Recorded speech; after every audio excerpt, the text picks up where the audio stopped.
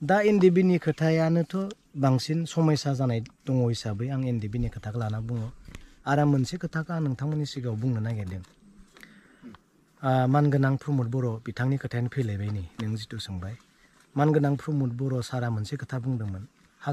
हाजार मानसिफोरनि गेजेराव बिथाङा बुंदोंमोन जे नैबे सुक्तिनि गेजेरजोंनो रनजन दैमारि बिथाङाबो जोबथेसालिनिफ्राय उदां अख्राङाव फैबाय होननाया सोर बुंदोंमोन नङा होमबा मानगोनां प्रमद बर' सारानोथ' बुंदोंमोन नङा होमबा आरो मोनसे खोथा बुंबावदोंमोन जे जोबथेसालियाव थानाय जायफोर एनडिबिफोर दङ बिथांमोनखौ उदां अख्राङाव लाबोनानै सख'नानै न' बिथांमोननि न'खराव समजाहैनाया आंनि दायथ' बा जोंनि दायथ' होनना सोर बुंदोंमोन प्रमद बर'आ बुङाखै होमबा दा बिथांमोननि न' थांनानै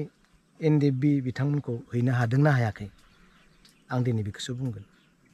दिनै मानगोनां प्रमद बर' सारा बुंदोंमोन जे रनजन दैमारियाबो बे सुक्तिनि गेजेरजोंनो उदां अख्राङाव जोबथेसालिनिफ्राय फैबाय होननानै दिनै बुंदोंमोन रनजन दैमारिया दिनै बहा दङ जोबथेसालियावसो दङ बियो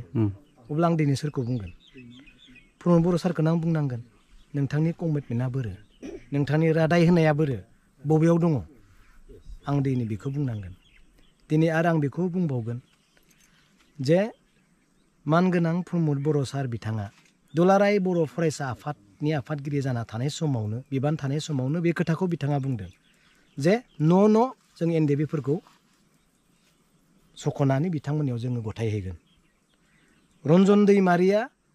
जोबथेसालिनिफ्राय उदां जाबाय बे एकर्डनि गेजेरजों होननानै बे आफादाव आफादगिरि जाना थानाय समावनो बुंदों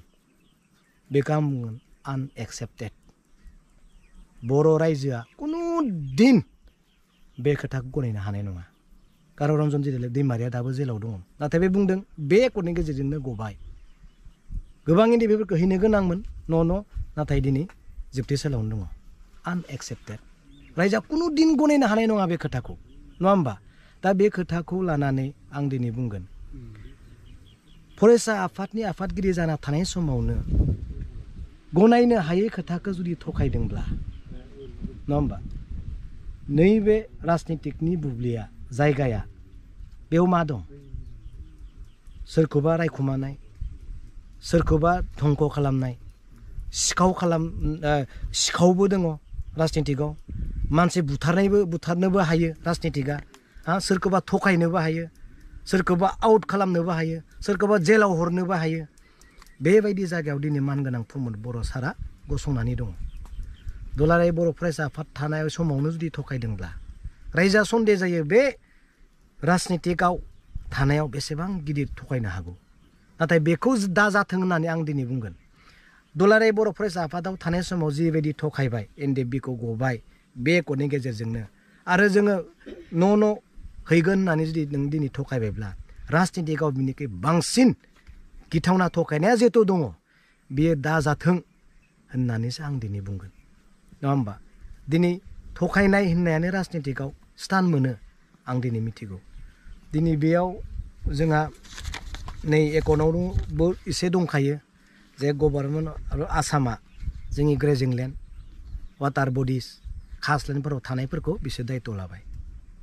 गभर्नमेन्ट अफ आसाम होनना लिरनाय दंखायो गभर्नमेन्ट अफ बिटिआर बा बिटिसि लिरनाय गैया गासै हानि दायथ'आनो आसामनियावसो बेखौ आं बुंनाय खौरां नङा मिथिबाय बे एकर्डआवनो थानाय नै government of Assam will take effective measure जेसेबां हा दङ बिनि दायथ'आनो आसामनियावसो